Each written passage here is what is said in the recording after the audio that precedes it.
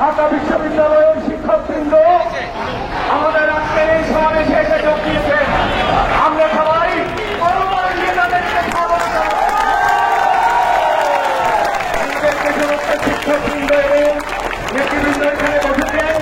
আমি তাদেরকে সবিনয়ে একটু অনুরোধ করবো, আপনারা মঞ্চের পেছনে দিয়ে একটু দাঁড়াবেন।